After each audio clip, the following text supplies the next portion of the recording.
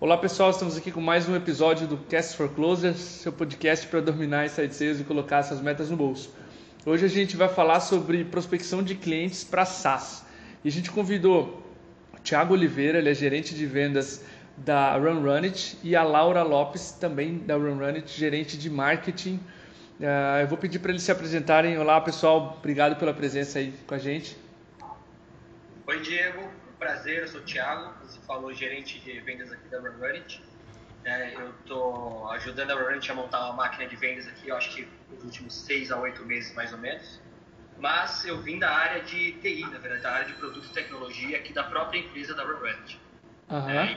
E no momento em que a empresa resolveu trazer uma visão mais processual para o departamento de vendas, o Nerds veio para a área comercial. Que ótimo! Legal, cara, isso é interessante. Eu nunca tinha entrevistado ninguém que saiu Não, minto, Marcelo Amorim. Mas nunca tinha entrevistado, acho que uma outra pessoa além de vocês dois. E Laura, por favor, fica à vontade. Laura, do RunRunit.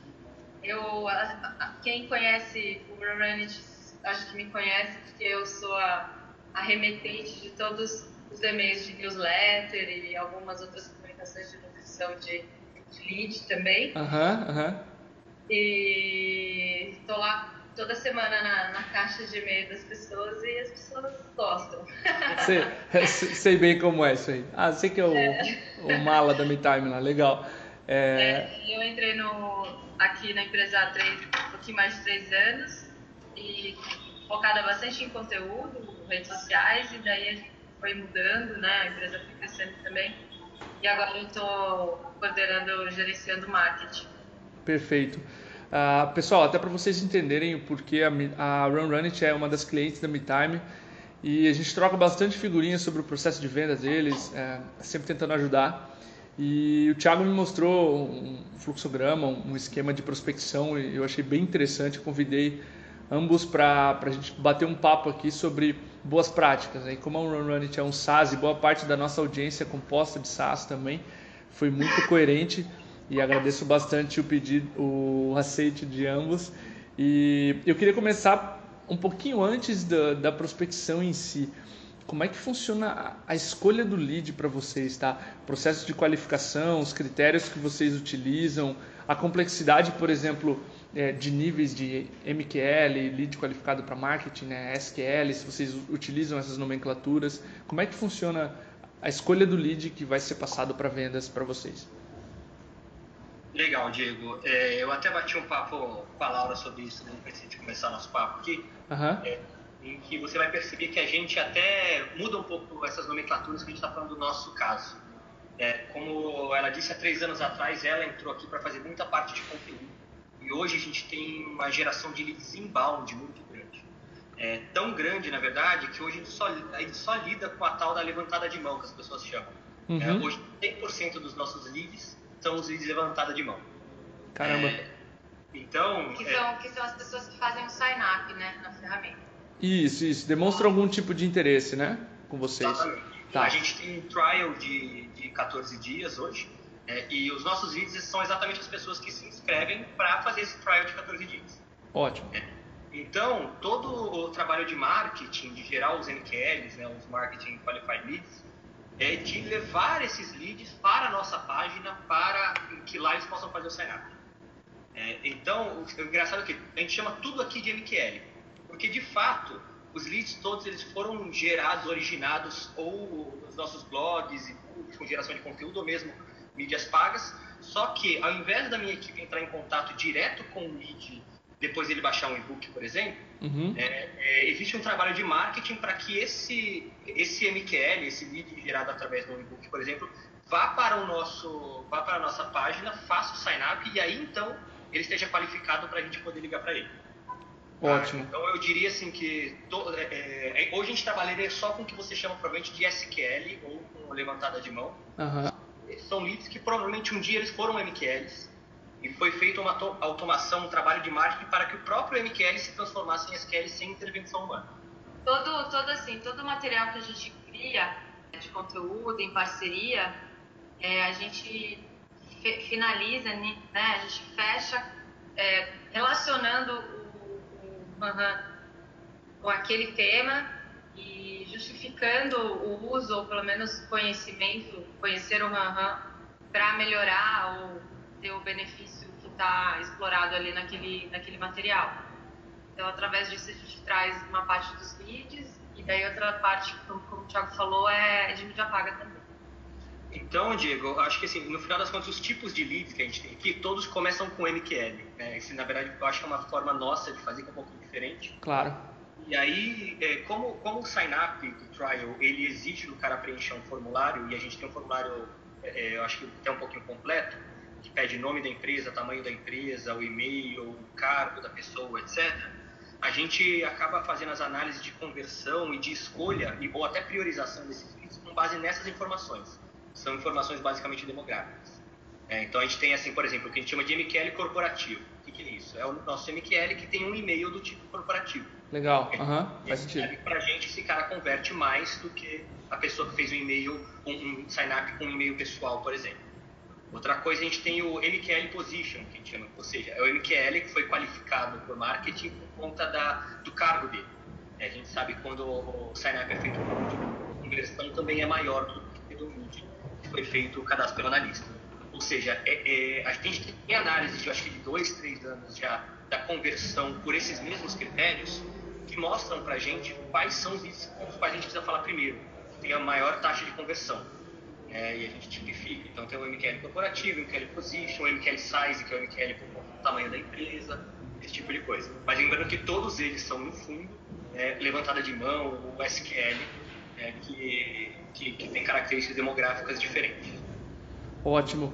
E olhando o processo de vocês, a gente percebeu que vocês têm uma cadência muito clara de contato com esses caras. Uma vez que esse MQL, por exemplo, ele é passado pro pré-venda ou para venda, acho que vocês vão falar, né? Como vocês fazem isso, mas como foi o processo de escolha, Thiago e Laura, dessa cadência de contato de vocês em termos dos dias, enfim? Diego, na verdade, essa foi a razão pela qual eu falei assim, Diego, a gente precisa falar não só comigo, mas comigo com a Laura. Legal. Porque você falou, acho que o nosso primeiro papo que originou a gente estar aqui conversando agora foi quando eu te mostrei essa nossa régua de cadência de contato bem desenhada. Sim. E o primeiro desenho lá atrás foi feito pela Laura. Então foi, nossa, bem legal ela participar e mostrar pra gente, até vai poder contribuir muito mais do que eu sobre esse assunto, de onde veio essa régua de contatos. Show. Ela se originou numa pesquisa que a gente fez, baseando em algumas pesquisas de fora, né, e benchmark também, de que a gente teria que falar com esse contato ao longo de 7 dias e fazendo alguns contatos ao longo desses 7 dias. Por e-mail, por telefone, por LinkedIn, até mesmo por Twitter, que é uma coisa que lá fora talvez seja mais forte do que aqui. Foi uma primeira régua, quase tentando entender como é que seria, né, a eficiência disso ou não. E com o texto também meio que chamando, uma parte chamando para conversar, outra parte um senso de urgência para o cara tentar responder. E no final falando simplesmente que beleza, a pessoa tem o tempo dela e que a gente não incomodaria mais, né, por e-mail. E isso, no final, a gente viu que tinha bastante resposta, assim, que a pessoa acho que se sentia mal, né, não sei. E não ter respondido ao longo desses 7 dias. E agora a gente revisou, né, essa ideia, ou com isso, a gente também tinha régua automática, né, de disparo automático para esses mesmos leads. Como antes a gente não tratava todos os leads, ela fazia sentido. Agora, como a gente fala com todos os leads, porque eles estão melhor qualificados, então a gente deixou de fazer uma parte dessa régua automática, manteve 2 contatos só, que são bem tranquilos, um dentro da ferramenta e o outro por e-mail, para deixar aberto, liberdade até para o SDR e depois para o vendedor, para não ficar batendo cabeça, né? Não criar conflito na comunicação. Isso que ela mencionou é uma coisa muito importante na nossa regra, Diego. Ou seja, a gente fez uma primeira versão baseada em benchmark internacional mesmo. Claro. E em uma época em que eu tinha uma força de vendas, uma equipe de vendas bem menor do que eu tenho hoje. Então, era uma régua muito autônoma, ou que tentava ser, na verdade, suficiente, mesmo se eu não entrasse em contato com esse cliente. Com o tempo eu fui escalando a minha equipe e eu fui sendo capaz de falar com todas as nossas levantadas de mão. Hoje eu consigo falar com todos eles. Então essa régua, ela, em algum momento a gente sentiu que ela estava um pouco desatualizada. Por quê? Porque ela tinha uma cadência de contato bem forte para que o cara não precisasse de contato humano e ainda por cima disso eu estava fazendo contato humano. Então esse foi um momento recente que a gente decidiu parar e falar, não, ok, vamos... e a gente fez um design sprint aqui em relação a isso, foi conduzido pelo nosso líder de UX, com participação de um pré-vendedor, de um vendedor, da Laura, que conduz o marketing, do UX também. Peraí, gente, vamos ver como é que está sendo a jornada desse cliente quando ele faz um sign-up com a gente. Será que ao fazer o sign-up ele está sendo bombardeado de muitos lados, digamos assim? Sim, ótimo. E aí a gente foi para uma nova versão dessa cadência de contato que leva em consideração as duas coisas. Leva em consideração a comunicação automática, que a gente tem através de ferramentas que a gente usa aqui, e a comunicação do meu pré-vendedor, que tenta entrar em contato com ele. O documento que eu até dividi com você sobre a nossa cadência de vendas é resultado desse design sprint, foi uma versão nova, eu acho que combinada e com conhecimento de todas as áreas. Porque o próprio pré-vendedor tem um ponto de vista diferente do vendedor e diferente do marketing, e cada um deles fala com o cliente acho que em momentos de maneiras diferentes. Foi muito do feeling também, o que dava certo, o que não dava certo da régua anterior, né? Da comunicação anterior. E um input bem importante de UX também, entendendo essa jornada e colocando algumas coisas. Até o líder de UX, ele era de fora, então foi bem interessante, porque ele não estava, entre aspas, contaminado, né? Com o nosso modo de fazer e tal. Então foi bem legal ter uma visão que era bem de fora, assim, para a gente melhorar e tentar melhorar as conversões, né? Sim. Para vendas. O que eu gostei muito que você está me falando é que exatamente o que o Gabe Larsen sugeriu para a gente sobre cadência. Você começar com setar o tom dela agressivo ou mais passivo, mais para e-mail e social, ou mais agressivo para telefone, e aí ir iterando com conhecimento a respeito dos teus leads, do teu mercado, enfim, dos resultados, das métricas dessa cadência. Vocês viram que ela precisava amadurecer, enfim, isso foi muito interessante. Vocês se colocaram... Eu acho que ela não é rígida, assim, eu acho que daqui 3 meses a gente vai sentar de novo para mexer de novo, até porque a gente vai estar em uma equipe maior, sabe? Eu acho que a gente... o legal de trabalhar com SaaS é isso, né? De Sim. Você estar mudando a todo momento por conta dos seus testes e da percepção que você tem com os resultados. Né? E apesar de a gente ter uma orientação a dados, acho que bem forte aqui na Runit, é uma régua que sim, ela tem uma ciência de conversões por trás, mas ela conta muito também com a percepção de quem está na ponta no dia a dia. Então ela tem participação do pré-vendedor, do vendedor na construção, mesmo que sejam em alguns momentos opiniões, digamos assim, subjetivas, etc., mas é quem está de fato no dia a dia e às vezes consegue trazer dados qualitativos que a gente não conseguiria se não fosse numa metodologia de design sprint, por exemplo, que a gente usou para a criação. E essas atividades de contato, telefone, e-mail, como é que vocês escolhem, como é que vocês alternam essa cadência de contato ali? São 2, né? Se não me engano, que você falou mais para o final. Exatamente. Na verdade, a gente tem que uma vez desenhada a régua, o pré-vendedor, que a gente chama de SDR aqui, né? O pré-vendedor ele tem assim até impresso na estação de trabalho dele qual é a cadência e quais são os meios de contato que ele tem que fazer. Ele trabalha mais ou menos de atividade em atividade. Então, por exemplo, chegou um novo lead para ele, a primeira coisa que ele tem que fazer é ligar para esse lead em até 5 minutos. Tá? Então, ele tenta fazer uma primeira ligação. Se a ligação se concretizou, ele segue com a prospecção. Se não se concretizou, ele registra no CRM. Não aconteceu a ligação e olha lá na régua dele. Qual que é a próxima atividade? É uma segunda ligação ainda hoje. Aí depois ele olha a próxima, terceira ligação ainda hoje. Tá? Então o que ele faz de fato, ele vai sempre agendando atividades futuras, que é a próxima atividade que está na nossa régua de relacionamento. E vai seguindo o funil da esquerda para a direita até serem tratados todos os leads todos os dias. Então isso é uma premissa que a gente tem. Todo dia, cada pré-vendedor tem que pelo menos tocar em todos os seus leads. E aí, sim, o que ele vai fazer com esse lead depende de qual era a próxima atividade da régua dele. A única coisa que interrompe essa sequência da esquerda para a direita de atividades é se chegar um novo lead. Aqui a gente tem a premissa que o mais importante de tudo é a gente falar com o lead rápido. Perfeito. Então, chegou um novo lead, ele para o que ele está fazendo e vai fazer primeiro o primeiro contato desse novo lead. Aí ele volta para onde ele estava. Entendi. Essa alternância entre se eu uso e-mail, se eu uso telefone, se eu uso LinkedIn, são os 3 principais meios de comunicação nossos aqui, ela, na verdade, ela vai de acordo com o que está desenhado na regra. Então, por exemplo, no nosso primeiro dia eu faço 3 ligações, adiciono no LinkedIn e mando um e-mail. Legal, essa é a minha primeira, segunda, terceira, quarta ou quinta tentativa de tocar esse lead. Isso que vai depender, isso que vai dizer ao SDR o que ele tem que fazer. A gente não faz, na verdade a gente já fez e não deu certo, eu tenho um horário para mandar e-mails, eu tenho um horário para fazer ligações, eu tenho um horário para fazer LinkedIn, por exemplo. Isso não deu certo porque isso feriu o nosso response time, ou seja, a nossa capacidade de ligar rápido. Claro. Porque se eu estou no meu horário de mandar e-mails e chegou um lead novo, eu não estou no meu horário de fazer ligação, então eu vou ligar para esse lead muito mais tarde e não vou ligar para esse lead agora. Uhum. E para levantadas de mão faz total sentido esse contato rápido, né? Porque imagina que o lead ele fez teu trial, fez o sign up lá com vocês, ele está na frente da plataforma, né? No mínimo importante que você pega o telefone e diga, e aí, o que você estava esperando quando você fez o sign up? Como é que eu posso te ajudar a ter uma experiência ainda melhor, né? Exatamente, eu acho que nesse momento você até liga para o lead menos como uma ligação de interrupção. E mais, como assim, eu vou te ajudar a resolver o que você está querendo resolver exatamente agora.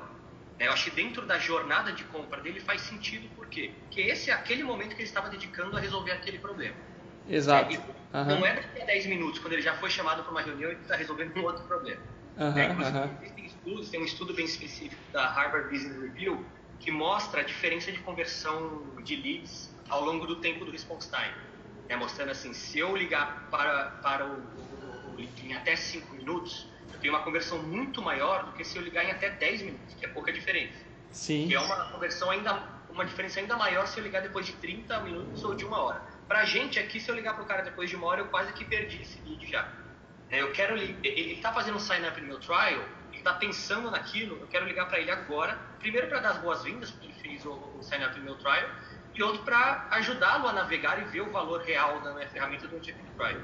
E ele tá preocupado com aquilo naquela hora. Se ele desligar o computador e for conversar com uma outra pessoa sobre outro assunto, talvez eu esteja interrompendo e eu não seja tão bem-vindo dentro da jornada de compra dele. Claro, faz total sentido. E tu comentou que vocês abordam todas as levantadas de mão, né? Vocês chegam a abordar algum lead que não seja, ou que tenha um score avançado, enfim, e se sim, é feito de alguma forma diferenciada do lead que é abordado via levantada de mão? Na verdade, assim, até mesmo nas levantadas de mão, a gente no começo abordava cerca, eu acho, de 40% dessas levantadas de mão somente. E aí a gente tem um lead scoring, né? A gente tem um lead scoring que mostra se esse cara eu deveria estar ligando para ele ou não, se ele é qualificado para eu ligar ou não. Mas em um momento a gente tomou uma decisão como empresa de eu quero falar com todo mundo, pelo menos por um período específico de tempo, né, para entender se as minhas conversões continuam as mesmas. Porque a partir do momento que eu deixei de ligar para um lead que tem um score mais baixo, eu posso estar enviesando a minha análise e criando um ciclo vicioso de, claro, esse cara nunca vai converter porque eu nunca estou ligando para ele. Então, quando a gente teve força operacional para isso, a gente decidiu, não, agora vamos ligar para todos os leads para validar se realmente o nosso lead scoring está certo e se esse cara que hoje eu só ligo para ele, ele ainda converte mais, porque pode ter mudado muita coisa até no nosso produto, no mercado, etc. Perfeito. E a gente está começando a fazer de maneira experimental até, falar com os leads, e daí como o mercado chama de MQL, que são aqueles caras que tiveram contato com o material nosso, converteram nos nossos conteúdos. Sim. E aí a gente cria uma série de regras para enviar esse lead para a ferramenta que a gente usa, né, para os SDRs, e junto das regras de envio do lead, quando ele abre o lead dentro do RD que a gente usa aqui, ainda tem um lead scoring lá dentro e ele vê se o lead scoring do cara é bom ou não. Então tem duas regras, né? para ver se esse lead realmente vale a pena entrar em contato. E daí, quando entra em contato, o pré-vendedor já sabe que é um lead que não veio via ferramenta, né? Que não, às vezes nunca entrou, às vezes não, nesse caso nunca entrou no RunRun, não conhece nem a plataforma, mas é mais como um convite, talvez um entendimento do que esse lead quer. Assim. Mas ainda está muito incipiente, né? A gente está testando. Ou seja, se você perceber, eu acho que a gente fez o caminho contrário do que é muita empresa, né? Começam falando com os MQLs e depois recebem levantadas de mão. Como a gente começou a nossa vida como freemium, eu acho que a gente teve uma estratégia um pouquinho diferente, porque eu queria que as pessoas usassem meu produto freemium, na versão free que ele tinha, eu acho que há cerca de um ano e meio atrás a gente mudou isso, mas a gente veio dessa ideia de viralização, de muita gente usando, e depois de usando eu falo com ele. Sim, então, por isso que a gente tem, eu acho, bastante essa cultura de inbound, de falar com quem foi lá e fez o sign-up. Agora que eu tenho força operacional para falar com todo mundo, eu começo a querer ir até um pouquinho além. Então agora eu quero falar com aquela pessoa antes dele ter feito o sign-up. Isso, como a Laura comentou, a gente está em fase experimental para a gente, está de fato aprendendo a fazer, falando com o cara que nunca fez sign-up comigo. E outra coisa interessante de complementar é que a gente tem lead scoring, eu acho que em 2 pontos diferentes. Primeiro, é um lead scoring automático, digamos assim, que é quando ele fez o sign-up, eu analiso aqueles dados demográficos, como eu te falei, cargo, o tipo do e-mail, o tamanho da empresa, etc. Para descobrir se esse cara é um cara bom para eu ligar ou não. Da mesma forma, isso acontece no RD, mesmo ele não tendo feito um sign-up, ele preenche um formulário, eu faço esse mesmo lead scoring. E uma vez que o SDR entra em contato com ele, existe uma fase de descoberta do SDR sobre a empresa, exatamente, existe um questionário ali sobre a empresa, sobre o negócio, sobre os problemas daquele cliente, que me gera um segundo lead scoring, que vai mostrar se eu devo passar aquela oportunidade para o vendedor ou não. Então, primeiro eu descubro se aquilo é uma oportunidade para o meu SDR, e depois eu descubro se é uma oportunidade que o SDR deve passar para vendas ou não. Ótimo. Essa era justamente a próxima pergunta, que é mais o final ali da prospecção, né? Como funciona a passagem do lead? Você já explicou bastante ali da qualificação, né? Demográfica, vamos dizer assim, se é que a gente pode usar. Mas como é que funciona essa passagem do lead do SDR para o vendedor? Que critérios, metodologias, se ele usa o SPIN, enfim. Como é que vocês fazem essa passagem? Hoje a gente escolhe que o SDR faça uma pequena descoberta sobre o cenário do cliente usando um bunch. Então eu quero saber se o cara tem o budget para minha ferramenta, se ele tem a autoridade, se ele é o decisor de fato, se ele tem uma necessidade que a gente resolve mesmo, e se ele está no timing certo de compra. Ou seja, é um passo de descoberta, mas não ainda, eu acho, diagnóstico completo. Ele quer só saber, na verdade, se vale a pena, se não vai ser perda de tempo nem do meu vendedor e nem do cliente também, colocar ele em contato com o meu vendedor. Então, uma vez isso descoberto, ele oferece ao cliente ser contatado pelo meu vendedor. E uma coisa bem específica nossa é que o objetivo número 1, na verdade, do SDR não é agendar uma reunião com o meu vendedor, e sim transferir aquele vendedor naquele momento. Isso porque, historicamente, a gente tinha um índice de cancelamento nas reuniões muito grande. Ah, tá. No simples fato, se eu não tivesse a oportunidade de cancelamento, eu já aumentaria bastante a minha conversão. Então, aquele índice de cancelamento era um detrator bem grande na minha conversão final de vendas. Então, o plano A do meu SDR é falar, diagnosticar, e havendo o fit, ele oferecer uma transferência na hora para o meu vendedor, para eles conversarem sobre aquilo. E até lembrando que na jornada de compra, o cliente naquele momento parou para pensar sobre aquilo, fez o sign-up naquele momento, ele ia dedicar o tempo dele a descobrir a ferramenta. Então é o momento ideal para ele ser transferido para o meu vendedor, que vai explicar sobre a ferramenta e sobre a solução completa para ele no Reddit. Agora, não havendo disponibilidade de tempo do lado do cliente, etc., aí o plano B, sim, é agendar uma reunião para um outro momento com o meu vendedor. E aí o plano C seria, se ele não tem certeza ainda que ele quer falar com o vendedor, é continuar nutrindo, mesmo em SDR, aquele lead até que se descubra se realmente ele vai querer falar com o vendedor ou se de fato ele não tem interesse em continuar a conversa. E aí no momento, tanto em transferência quanto no agendamento, e aí fazendo um pouquinho o merchan para vocês, a gente usa o MeTime. Legal.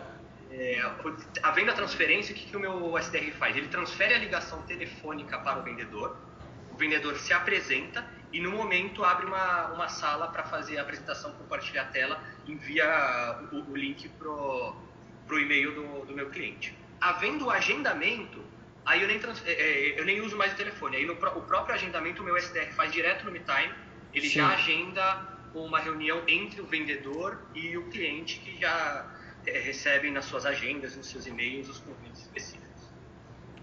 Ótimo.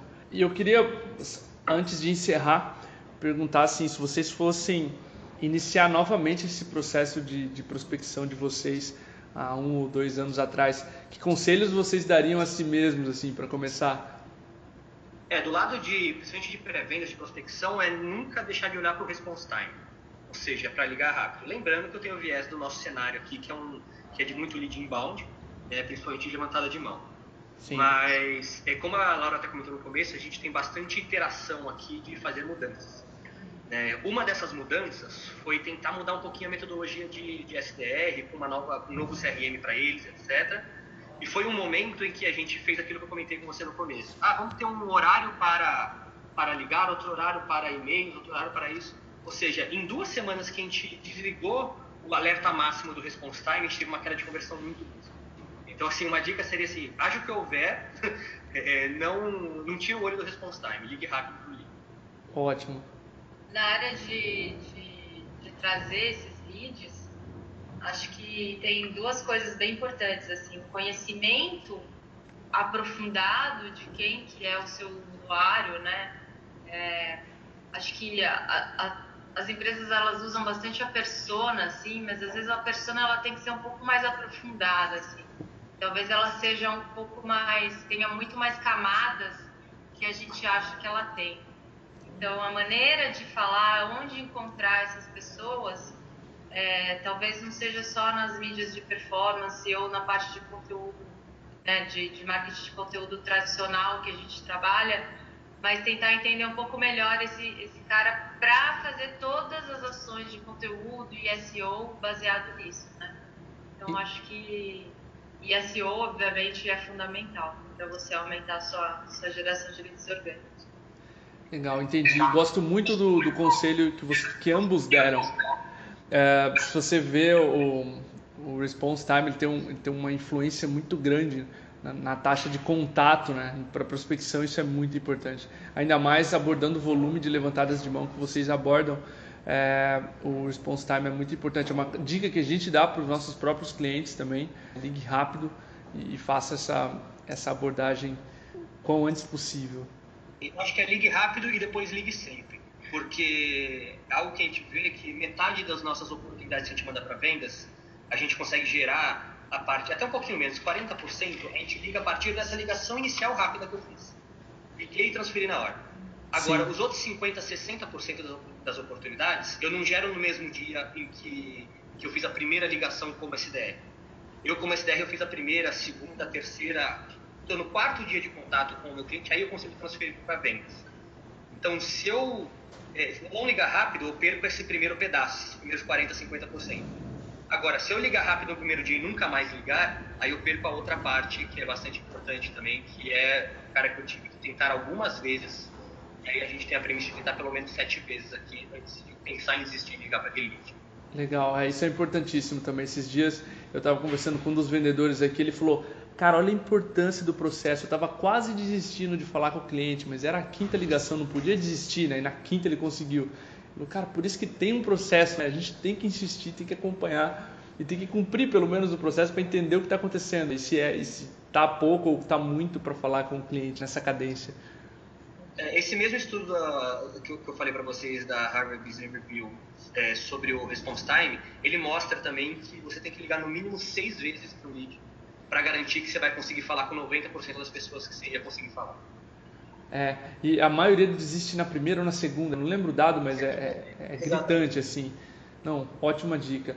E conhecer as personas é muito importante, né, Laura? E um pouco mais. Eu vejo principalmente o aspecto de timing, sabe? Aqui na MeTime a gente, claro, mapeia se é da área de software, se usa o Pipe Drive, enfim, verticais ou características que tiram mais valor do produto como ele está hoje.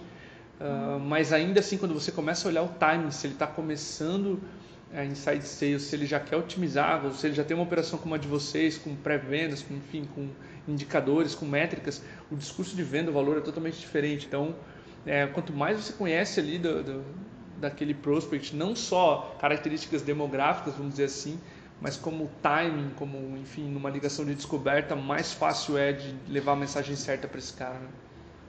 E tem uma coisa que, quando você trabalha com SaaS, você tem muitos clientes e é um monte de dados, né? Então, assim, mergulhar nesses dados de fato, entender, e até a parte de questionário mesmo, de cruzar todos os dados para ter entendimento mais profundo. Eu acho que isso é fundamental, é uma coisa que tem que ser feita de forma frequente, assim, talvez assim. A gente está fazendo um trabalho aqui de se reunir uma vez por semana para rediscutir as coisas, sabe? E daí, quando a gente chega numa certeza ali, ou né, numa percepção um pouco mais que a gente acha que está no lado certo, aí vai mudar alguma coisa em vendas também. Aí depois vendas vai trazer de novo dados pra gente, sabe? Então, é um ciclo virtuoso, assim, de descoberta. Mesmo porque também o mercado vai mudando, né? Os clientes vão mudando, a gente vai crescendo dentro do mercado, então é uma coisa que não pode parar, não. Ótimo. Eu queria agradecer vocês, eu aprendi muito sobre o processo, eu tinha bastante curiosidade para entender melhor do que as trocas de e-mail que a gente faz normalmente pós-newsletter, né, Thiago? Então, obrigado pela participação, Laura também por complementar toda a parte de marketing de vocês, que eu acho fantástica. E é isso aí, eu agradeço a presença, se vocês quiserem deixar mais alguma mensagem também para a nossa audiência. A gente é que agradece, e como você falou, que geralmente nossos papos vêm após a newsletter de vocês. Eu queria até parabenizar, que para mim é uma das melhores newsletters que tem aqui na área de vendas e pré-vendas. Valeu, geralmente, cara, obrigado. discussões entre nós dois depois, quando eu recebo. Legal, obrigada pelo convite, Thiago, né? E depois, Diego. Muito feliz de ter participado, e se precisarem de qualquer coisa, é só responder a minha newsletter. Eu respondo. Tá ótimo. Muito obrigado, tá? Valeu, Um abraço, tchau, tchau.